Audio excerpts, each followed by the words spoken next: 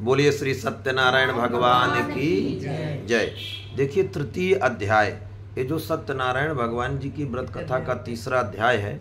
5 अध्याय की कथा होती है, कहीं कहीं पे 7 अध्याय की भी होती है। हाँ, उधर पूर्वांचल में बिहार में 7 अध्याय भी होता है। तो एक बात और बताऊं मैं, कथा जो है उतनी ही है, उसको 7 में डिवाइड कर दिया गया, बांट दिया गया है। हाँ, अध्याय में कथाएं मतलब कि जो भी लीला वर्णन है उतना ही है। तो इस प्रकार से हुआ क्या कि श्री सूत जी महाराज कह रहे हैं कि एक उल्कामुख नाम के राजा भद्रशिला नदी के तट पर सत्यनारायण स्वामी का व्रत पूजन कर रहे थे।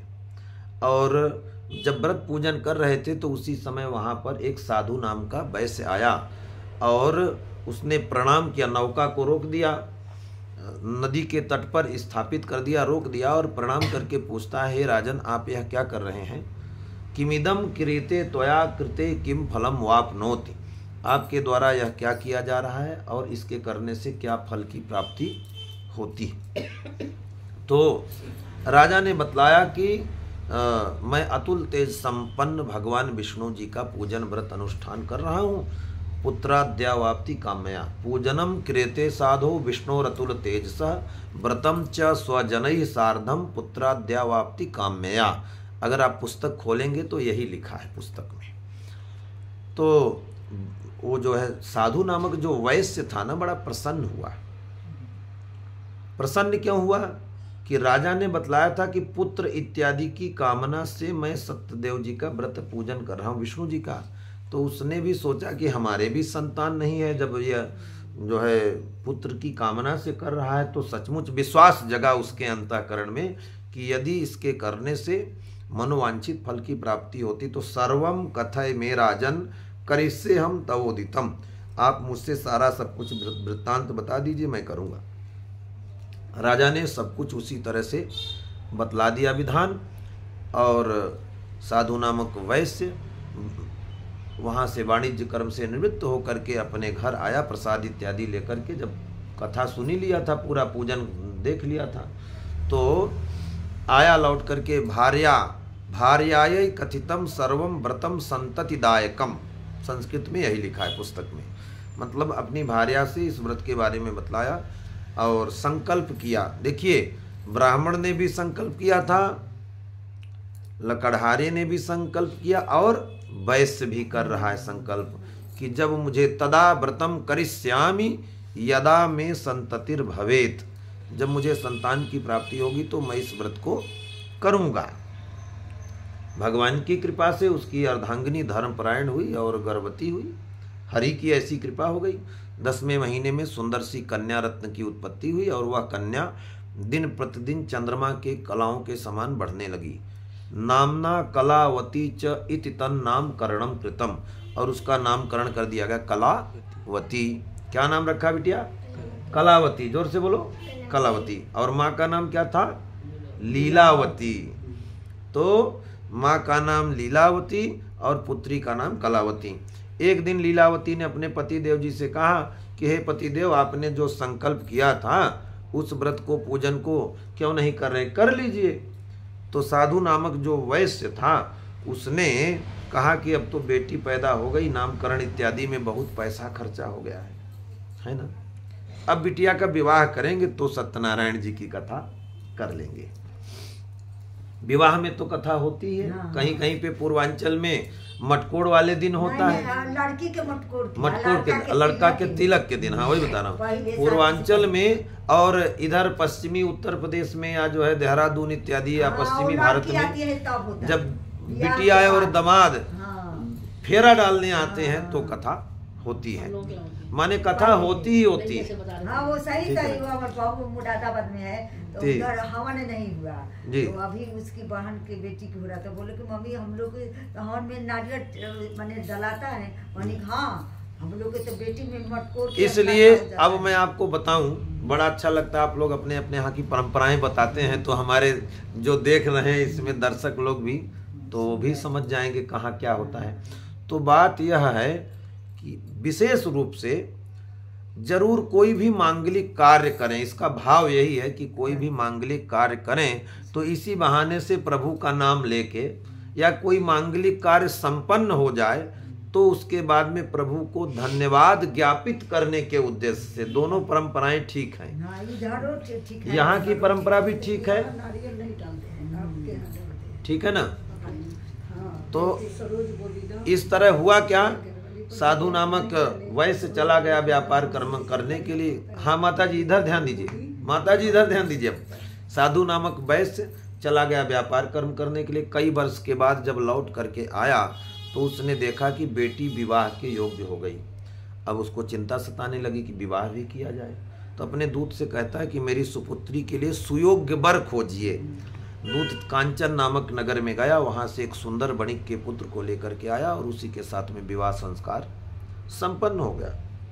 और जब विवाह संस्कार संपन्न हो गया उस समय भी साधु नामक वैश्य ने भगवान का कथा पूजा नहीं किया, विस्मृत हो गया, कुछ भी कारण हो सकता है। और जब कथा पूजा नहीं किया तो दामाद को लेकर के चल दिया कमाने के लिए। कहाँ गया कमाने जानते हैं? मुंबई नगरी पहुंच गया, माया नगरी। मुंबई नगरी पता है कि नहीं? पुस्तक में लिखा क्या?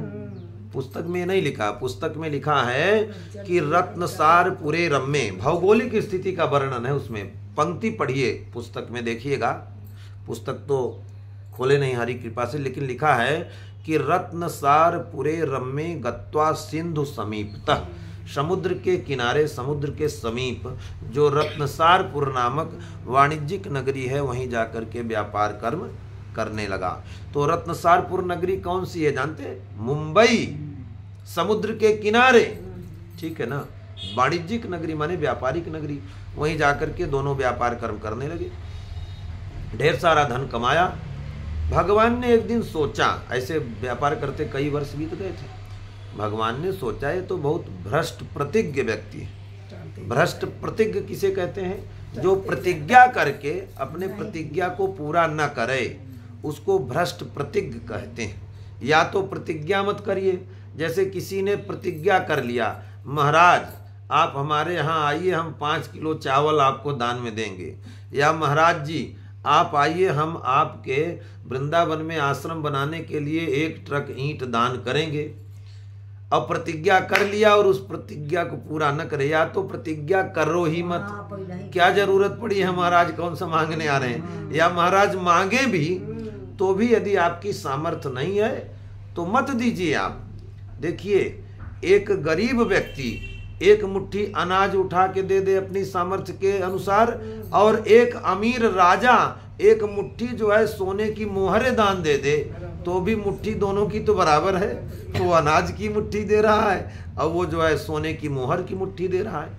तो सामर्थ्यवान व्यक्ति की जो है दान न करे और प्रतिज्ञा कर ले तो उसको दोष लगेगा, और जो सामर्थ्यवान नहीं है तो क्या करे।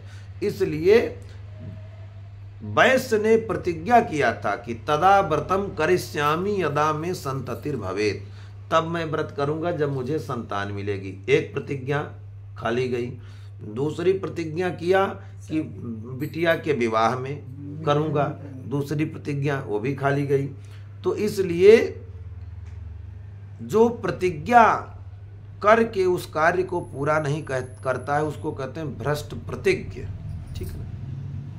इसलिए जो लोग भी सुन रहे हैं, यदि जीवन में ऐसी कोई प्रतिज्ञा किया हो आप लोग, तो प्रयास करिए कि उस प्रतिज्ञा को पूरा करें। तो भगवान ने माया के 2 चोर बनाए, माया रच दी। प्रभु ने माया रच दी कि 2 चोर बनाए। चोरों ने राजा के धन को चुरा के भागना शुरू किया, सिपाहियों ने पीछा कर लिया। सिपाहियों को देख करके दोनों मायावी चोरों ने चुपके से राजा के धन को बनियों के पास, वहीं वैश्यों के पास रख दिया। दोनों वैश्य जहां बैठे थे और चोर दोनों अंतर ध्यान हो गए, क्योंकि वो तो माया के थे ही। और जब चोर गायब हो गए तो सिपाहियों ने उन दोनों वैश्यों को, साधु नामक वैश्य और उसके दामाद को पकड़ करके राजा के सम्मुख पेश किया, और राजा की आज्ञा से दोनों को जेल में डलवा दिया गया। भगवान की माया, बस किसी ने उनके वचनों को नहीं सुना कि हम साहूकार हैं कि व्यापारी हैं, कौन है कहाँ से आए, कोई मतलब नहीं। देखिए, जब व्यक्ति का दुर्दिन आता, दुर्दिन माने बुरा दिन, तो उस समय कोई गवाही सफाई काम नहीं आती है। कितना रोते रहिए, कितना गिड़गिड़ाते रहिए, कोई मतलब नहीं, सीधे फैसला ऑन द स्पॉट, है कि नहीं।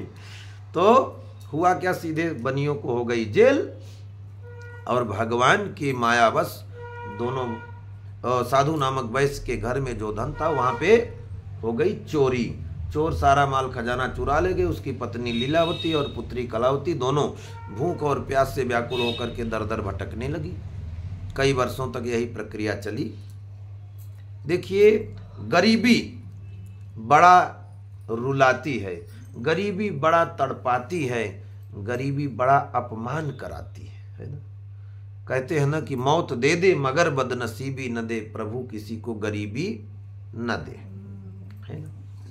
ये क्षुधा की ज्वाला जो आग है ना, ये आग बड़ा तड़पाती है। जब चोरी हो गई, घर में कुछ बचा ही नहीं, भोजन भजन कैसे करें, भिक्षा मांगने के अलावा कोई चारा नहीं। और भिक्षा मांगना सबसे निकृष्ट काम माना गया, ठीक है ना। तो अब इसके आगे की कथा आप लोगों को दूसरे पार्ट में मिलेगा। बोले वृंदावन बिहारी लाल की जय।